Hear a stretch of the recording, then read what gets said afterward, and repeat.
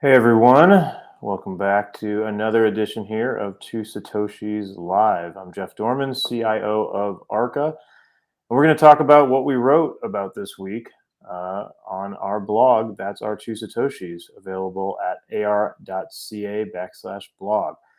All right, so for all of you who follow digital assets, and I assume that's all of you, or you wouldn't be here, what the hell happened last week? Short answer is nothing.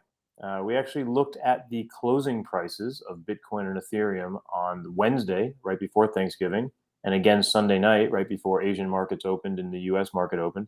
And there really was almost no change. Bitcoin closed at 57,198 on Wednesday and opened at 57,238 on Sunday night. So literally no change at all. ETH 4,269 on Wednesday, 4,290 on Sunday. So basically, had you just gone into a turkey coma and actually hung out with family and turned off your screens, you would have ended up basically in the same place. But we had a huge roller coaster that got us there, right? So what happened? On Wednesday, we started to see some cracks in the macro world. We started to see oil go down, rates were rising, inflation scare is still upon us. Thursday, markets are closed everywhere except for digital assets. We had a little bit of a melt up, maybe some liquidations on some shorts. And then, of course, Friday we came in and we had the news on the new COVID strain, Omicron, and ultimately what that's going to mean for markets. And we saw a bloodbath everywhere, right? Oil got crushed, interest rates fell a ton, the dollar fell, equities were down 2 to 3%, and of course, digital assets down 10 or 11%. So really bad a couple of days here if you were trying to day trade, unless you had some really well placed limit orders. Really kind of a non-event as we come into this week. Moreover, I think if you look beyond Bitcoin and ETH, sometimes we use Bitcoin and ETH just as a proxy because it's easiest to get the data. But it's still a pretty healthy market in the digital assets world. We saw a lot of price dispersion. So across gaming, for example, we saw Sand and Mana continue their tear even while Axie was flat and YGG was down 15%. In layer one protocol world, we saw Luna up 20%, but we saw Solana, Avalanche, and Dot fall anywhere from 5 to 10%. In DeFi, most things were heavy as they have been for the second half of the year, down 5 to 15%, but Compound was actually up 1%. So when you got away from the majors, continued healthy market where you saw real dispersion, real unique winners and losers based on a confluence of events. It was only the assets that were really tied to the macro world that got pushed around over the holiday. So let's try to break that down. Why, is this normal? Is this unique? Is this something interesting or not? Um, we had a lot of questions over the last week saying like, why would Bitcoin be down just because there's a new COVID strain? And the reality is, Bitcoin's down has nothing to do with a COVID strain. It has to do with the fact that Bitcoin's a 24/7 global market that every single investor in the world now has access to. So think about it, right? You go into what you're an equity investor, maybe you're a long short equity investor, and you go into Wednesday night a little nervous about the market. Well, now you got 4 days of basically no price action in the equity market other than a very short Friday half day trading day. So what are you going to do if you want to increase risk or if you want to decrease risk? You're going to look to something that's highly liquid and is 24/7. Well, that's Bitcoin. So Bitcoin is basically getting pushed around now by every single market participant, almost in the same way that people used to trade the VIX. It's really a more liquid, better version of the VIX. So what that means is people are throwing away any sort of a long-term narrative of, hey, maybe Bitcoin's actually good in if we have a high COVID strain, or maybe Bitcoin actually is good if we have persistent inflation. And instead, it's just what is happening in the moment, and can I move around my risk by trading Bitcoin? So ironically, as we've all been talking about the institutionalization of Bitcoin for these last few years and how important that is, unfortunately, ironically, it's changed exactly what Bitcoin is, and it's really just a trading instrument now, 99% of the time, with ultimately a much longer term, long tail outcome of maybe $1 million a coin. So that's the first thing. Second is Thanksgiving volatility even that big of a deal?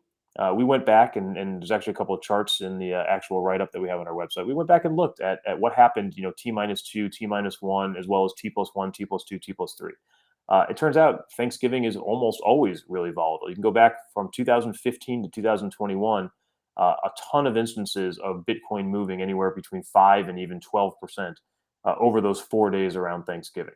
So, not really conclusive with regard to a direction, but certainly no stranger to volatility. Again, I would tie that back to this is one of the few liquid markets that actually remains open over this 4 day period.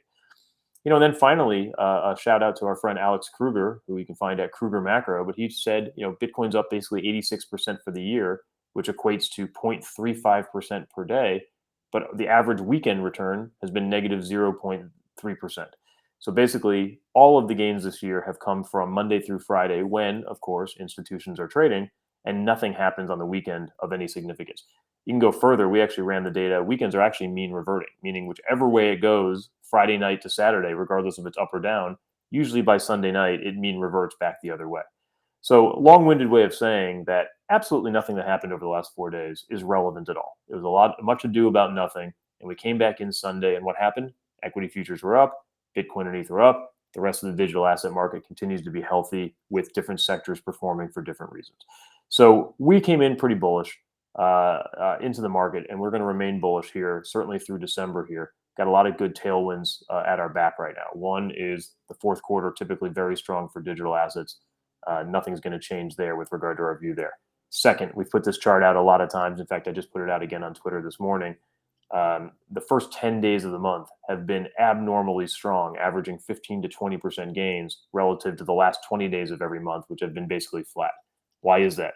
Well, we just had 15 consecutive weeks of inflows into digital asset products as measured by CoinShares. Private funds like Arca and others are getting inflows every month as well.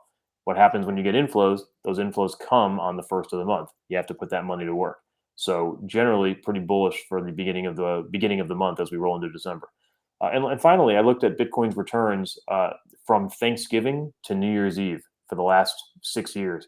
And same thing, regardless of what happens on Thanksgiving itself, the next 35 days or so, very bullish. Here's the returns for Bitcoin. 2015, 21% to year end. 2016, plus 35%. 2017, plus 62%. 2018 was the anomaly, minus 10%. 2019, minus 3%. And of course, last year, 2020, plus 72%. So if you're betting against the market from now until year end, there's not a lot of data to prove you right. So you got to hope that there's some sort of confluence of events out here, either in the macro world or digital asset specific, that's going to help you out. Otherwise, it seems like a pretty good time to be invested in the market, and that's what we're doing with our money here at Arca. And finally, we spent some. We'll switch gears for a second. We spent a lot of time talking about Bitcoin here because the data is easy to pull, and it's certainly the most heavily tied to the macro world. But we keep mentioning over and over again that Bitcoin and Ethereum, they're not good proxies for the market anymore. There's just too much going on in NFTs and gaming and Web3 and DeFi that have nothing to do with Bitcoin and Ethereum. So we actually set forth and put out a new digital assets taxonomy. And I'm not going to go into detail here. We actually did it last week on a different That's Our Two Satoshis Live. But if you go into our blog, you'll see we break down the 4 distinct types of digital assets that we did about a year and a half ago. But we go even further now, and we really spread it out into how do we define this asset class? What's the right taxonomy? We got to first figure out the governance structure. Is the token centralized or decentralized, or does it fall somewhere on the spectrum? Right? Who's the governing body? Who issued this token? Is it a centralized entity like a government, company, or an individual, or is it something unique to the digital asset space like a DAO or a decentralized platform or protocol? Then what type of token is it, right? Is it a currency? Is it a pass-through token? Is it an asset-backed token? And finally, how does this token even accrete any real value? Is there financial value like some sort of form of dividends or financial rewards? Or is there non-financial value like special perks that you get or utility you get for owning it? So I'd encourage everybody to go to our blog and look at the new Arca framework for the taxonomy of digital assets. Love to hear some thoughts from you guys on whether you agree or disagree with this new taxonomy. But ultimately, we think this is how institutional investors are going to start looking at this world. It's not going to be Bitcoin versus altcoins. It's not going to be Bitcoin dominance. It's going to be different parts of this ecosystem are going to be attractive and non-attractive to different types of investors based on these different characterizations. So that's it. That's our 2 Satoshis this week.